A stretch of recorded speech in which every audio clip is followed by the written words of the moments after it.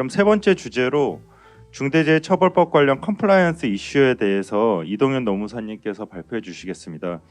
이동현 노무사님은 중대재해 컴플라이언스 팀 부팀장으로 법 시행 전후로 100개 이상 기업에 대해서 컴플라이언스 자문 업무를 해오시고 중대재해센터의 컴플라이언스 업무의 핵심적인 역할을 해주고 계십니다. 예, 이동현 노무사님 부탁드립니다. 네, 안녕하십니까. 소개받은 이동현 노무사입니다. 저는 제 시간에는 그 중대재해처벌법상 안전보건 확보 의무 중에 반기 점검 의무를 주요적으로 좀 말씀을 드리고요. 특히 제가 이제 중대재해처벌법 관련해서 여러 기업에 대해서 컴플라이언스를 했었는데 그 컴플라이언스를 하면서 현장에서 가장 많이 나왔던 뭐 문의라든지 아니면 쟁점이 되는 부분 이런 부분에 대해서 몇 가지 좀 소개를 드리도록 하겠습니다. 일단은 지금 안전보건 확보 의무 중에 반기 1회 이상 점검하도록 요구되는 의무들이 있습니다. 그래서 지금 중대산업재해 관련해서는 안전보건 확보 의무가 13가지 정도 되는데요. 그 중에서 지금 장표에 제시해드린 6가지 정도가 이제 반기 1회 이상 점검을 하도록 되어 있습니다. 그래서 저희가 중대재해처벌법이 제정되고 시행된 초기에는 산업안전보건법과 다르게 경영책임자 등이 이제 안전보건 법령을 지키는 것을 점검하고 유지하는 그런 관리상의 의무이기 때문에 새로운 안전보건 관리 체계를 수립하는 것이 가장 중요한 과제였습니다. 근데 이제는 이제 거기에 더 나아가서 그런 안전보건 관리 체계가 현장에서 작동성이 있게 지금 이행되고 있는지를 점검하고 이러한 부분이 이행되고 있지 않다면 그것을 이제 개선해야 되는 그런 반기 점검 의무가 가장 중요한 과제이다 이렇게 보시면 될 것 같고요. 그래서 특히나 지금 이제 상반기가 지난 현재 시점에서는 이 반기 1회 점검을 했는지 안 했는지 또 점검을 했다면 적절하게 했는지 그리고 무엇보다도 점검 결과에 따라서 적시에 적절하게 개선 조치가 이루어졌는지 이러한 부분들이 만에 하나 저희 사업장에서 중대재해가 발생했을 때 가장 크게 핵심이 될 수 있는 쟁점이다 이렇게 보시면 되겠습니다. 그래서 이 반기 1회 이상 점검하도록 되어 있는데 과연 이 반기의 의미가 어떻게 되느냐에 대한 이제 해석의 다툼이 있을 수 있습니다. 그 이유는 이 반기에 대해서 이제 정의 규정을 두고 있지 않기 때문인데요. 그래서 아까 박하영 변호사님께서 말씀도 좀 잠깐 주셨지만 이게 시행일을 기준으로 해서 6개월 이내에 하면 된다 이러한 입장도 있을 수 있고요. 시행일 기준으로 해서 6개월 이내에 하면 된다. 그러면 이제 제일 처음에 점검 의무는 7월 26일까지 했으면 됐고 그 이후에는 이제 내년 1월 26일이 되겠죠. 그런데 그게 아니고 이것은 이제 상반기 하반기로 해서 매년 이제 6월 30일 이내에 해야 되고 그 다음에 연이 지나기 전이 12월 30일 전에 해야 된다 이런 입장이 있을 수 있고 일단 고용노동부에서는 이제 후자 입장을 취하고 있는 것 같습니다. 그래서 고용노동부가 배포한 중대재해처벌법에 대한 FAQ라든지 뭐 안전보건 이런 점검에 대한 기한 도래에 따른 안내 공문이라든지 이런 데에 보면 이제 첫 점검은 상반기 이내에 끝내야 됩니다. 이러한 이제 문구들이 다 들어가 있습니다. 따라서 이 중대산업재해 수사기관인 고용노동부 입장이 그렇기 때문에 일단 저희 사업장에서는 상반기 하반기를 기준으로 이 안전보건 법령이라든지 이런 반기 점검 의무를 이행하시는 것이 법적으로 안전하다고 생각이 듭니다. 그래서 다음으로 이제 이 반기 점검을 하는 데 있어서 그러면 어떠한 부분들을 저희가 좀 주요적으로 봐야 되느냐라고 했을 때 6개 의무에 대해서 제가 이제 여러 가지 증빙 서류라든지 점검해야 될 사항에 대해서 적어두긴 했는데요.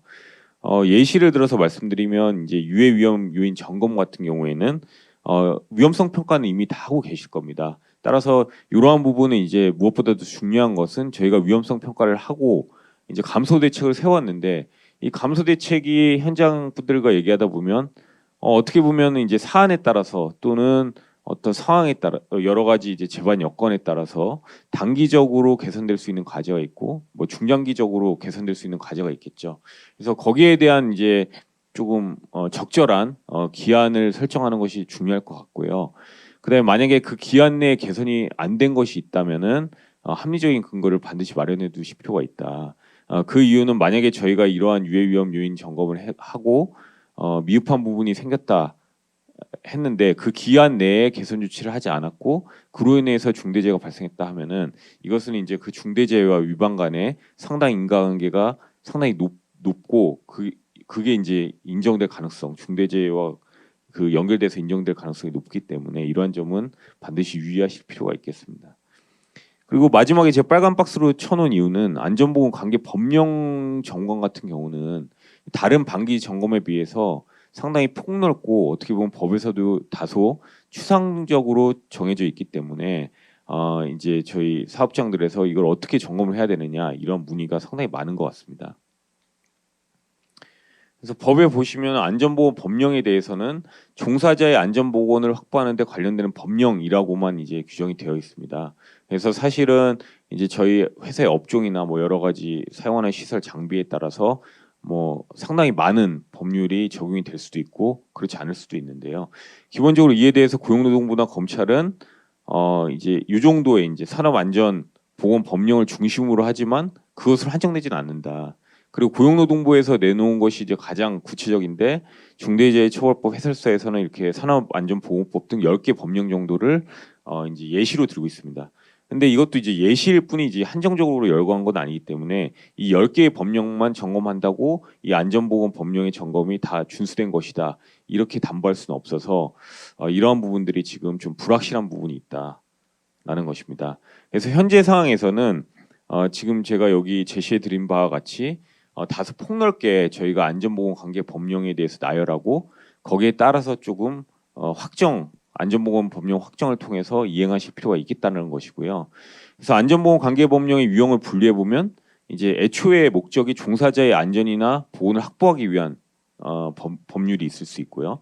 그다음에 일반 공중의 안전 확보를 위해서 제정된 것이지만 종사자의 안전 보건에도 직간접적으로 영향을 미칠 수 있는 법률, 그리고 시설 안전 목적에 대한 법률도 있을 수 있고, 그다음에 이제 대상물, 시설물을 취급자들에게 이제 어떤 안전 보건을 위해서 이제 지정된 법률 등이 있을 수 있습니다. 그래서 이런 것들은 각자의 목적에 따라서 지금 체크리스트 법령이 쭉 나열돼 있는데요. 이런 것을 참고하셔서 저희 사업장에서 이제 업종이라든지 사용하시는 설비, 시설, 화학물질 이런 거에 따라서 이제 해당될 수 있는 법률을 열거하고 거기에 따라서 이제 점검을 이행하실 필요가 있겠다는 것이고요. 다만 이러한 방식은 이제 폭넓게 이행을 하려다 보니까 사실 상당히 업무가 가중될 수 있고 지속성이 좀 떨어질 수 있고 또 실제 점검이 조금 이렇게 깊이 안 되는 한계가 있을 수 있습니다.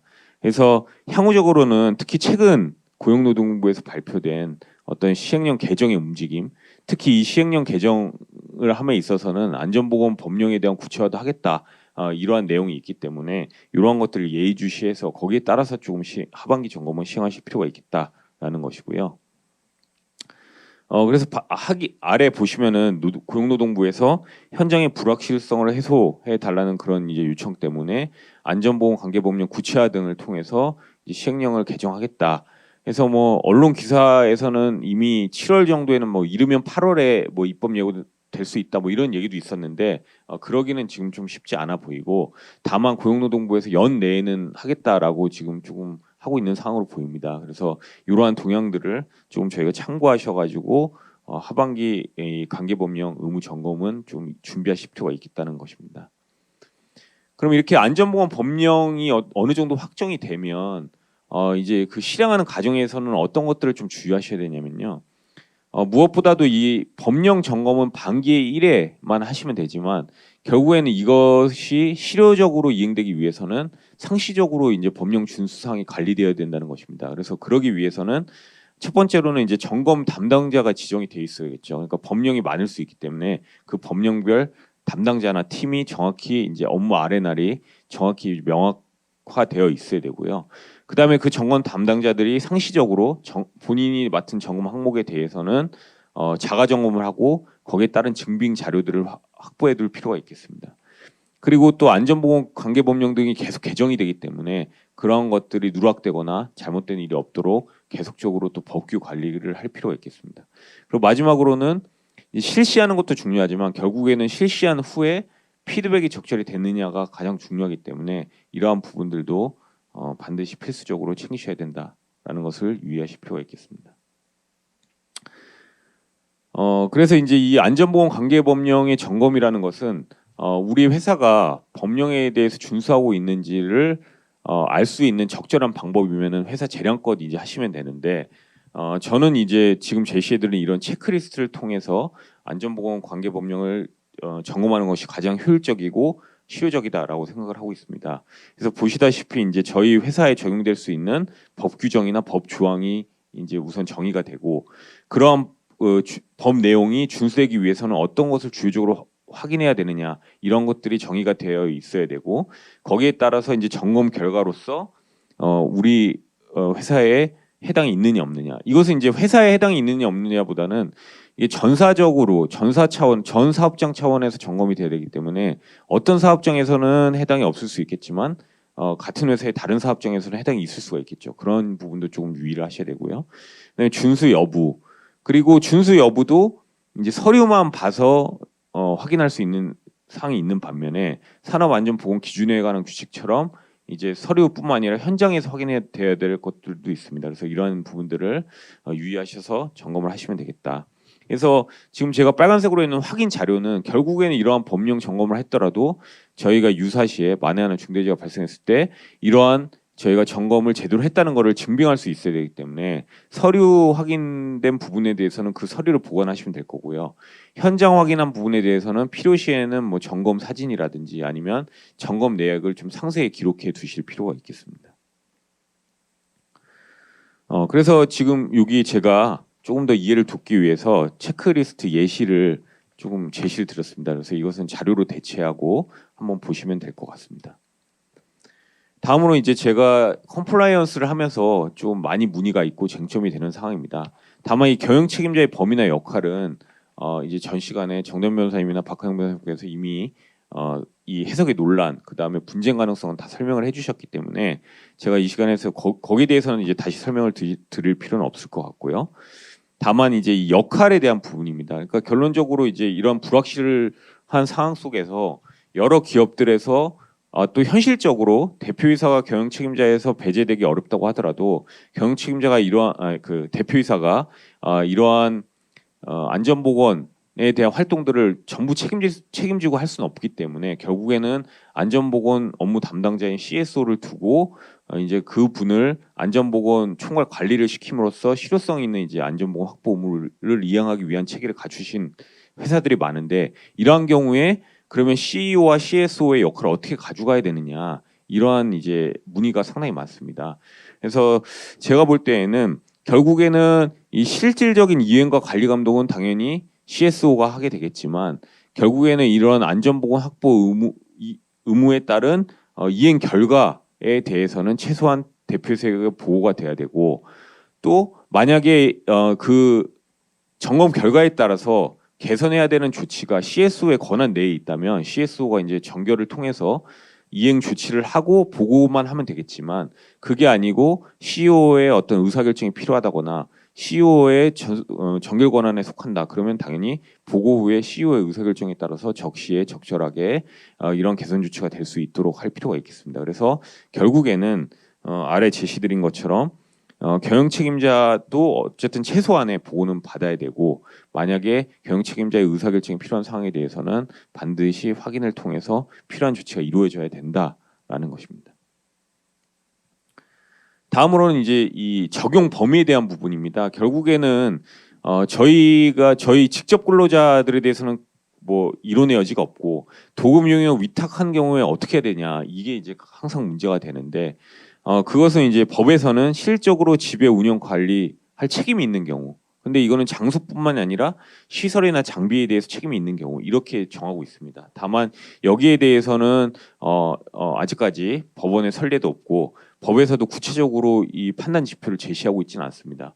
다만 고용노동부 해설서에 의하면은 이러한 책임이 있는 경우라 함은 뭐 해당 시설이나 장비 장소에 대해서 소유권이나 임차권으로 인해서 권한이 있다거나 아니면은 뭐 업무에 대해서 사실상의 지배력을 행사해서 사실 그 작업에 대해서 도급인이 상당히 잘 알고 있어서 유해 위험 요인을 통제할 수 있다거나 뭐 이러한 경우에는 도급인도 안전보건 확보 의무를 진다. 이 정도로 설명을 하고 있습니다. 그래서 이걸로는 좀 부족한 측면이 있습니다. 다만 현재 상황에서는 이러한 지표만으로 좀 판단을 하고 저희가 관리를 할 필요가 있겠고요. 그래서 이러한 기본 법리를 바탕으로 저희가 조금 그럼 어떤 부분을 봐야 되냐, 우리가 제3자의 종사자에 대해서 어떨 때 책임을 지냐를 봤을 때에는 이러한 상황을 고려할 수 있을 것 같습니다. 예를 들어서 그 제3자의 종사자가 작업을 하는 건물이나 토지의 소유 관계가 어떻게 되냐, 또는 시설이나 장비의 소유 관계가 어떻게 되냐, 그 다음에 작업에 대한 지휘 감독은 도급인이 얼마나 관여를 하느냐, 그 다음에 도급인의 종사자와 같이 일하냐, 그리고 기타적으로 어떤 도급인이 유해 위험 요인을 이렇게 통제할 수 있는 어떤 여건이 되냐, 이런 것을 종합적으로 좀 고려를 해야 된다. 그래서 결론적으로는 시설이나 장비, 장소에 대해서 소유권이나 임차권이 어디에 있느냐, 그리고 유지 보수를 누가 관여를 하느냐, 그리고 만약에 그 시설 장비에 대해서 설치나 해체나 뭐 변경할 때 승인 권한 누구한테 있느냐, 이런 것들 좀 보셔야 될 것 같고, 그다음에 업무 밀접성으로 이제 같이 근무하느냐, 아니면은 계속 일일 보고를 도급인이 받고 뭐 지시를 계속적으로 하느냐, 이런 부분들. 그리고 계약서상에, 도급 계약서상에 어떻게 업무 설정이 되어 있고 아레나들이나 권한이 어떻게 분배가 되어 있느냐, 이런 것들을 종합적으로 좀 보셔야 될 것 같습니다. 근데 이 부분은 사전 질의나 이런 부분에 좀 많이 질의를 주셨기 때문에 제가 좀 이따 있을 Q&A 세션에서 조금 더 구체적으로 말씀을 드리도록 하겠습니다. 이제 마지막으로 저희가 또 많이 문의를 주신 게, 사전 질의도 많이 들어왔는데, 뭐 공장이나 아니면 제조업 아니면 건설업 이런 데는 워낙 유해 위험 요인이 많은데 사무직만 사용하는데 뭐 금융업이라든지 자산운용사, 뭐 예컨대 IT 기업 이런 데들은 도대체 뭘 하라는 거냐, 이런 질문이 상당히 많습니다. 그 이유가 이제 산업안전보건법 같은 경우에는 기본적으로 다 적용은 되지만 업종에 따라서 또는 상시근로자 수에 따라서 적용 범위가 약간의 차이를 두고 있습니다. 그러다 보니까 거기에 따라서 이제 하시면 되는데, 중대재해처벌법은 사실 업종에 따른 차이를 두고 있지 않습니다. 그러다 보니까 이제 사무직이나 고객응대 근로자나 이러한 분들에 대해서도 사실은 거기에 따른 적합한 안전보건 확보를 해야 되는 이제 문제가 있는 것이죠.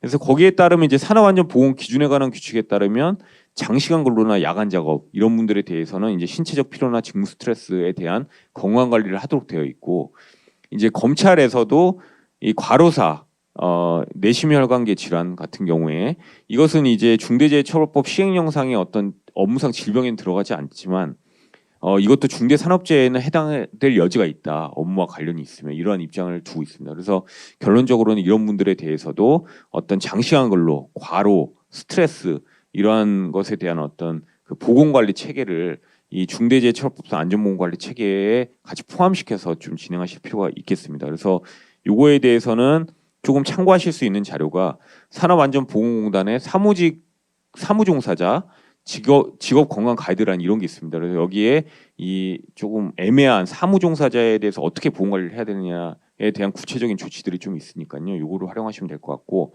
위험성 평가 같은 경우에도 사무직에 대해서 어떤 위험성 평가를 해야 되느냐, 이게 좀 막연할 수 있는데, 이것도 이제 산업안전공단의 그 업종별 위험성 평가 모델이 있습니다. 그래서 금융업이라든지 이런 데도 이런 제시된 모델이 있으니까 요거를 좀 참고하셔서 실무 부서에서 조금 활용을 하시면 되겠습니다.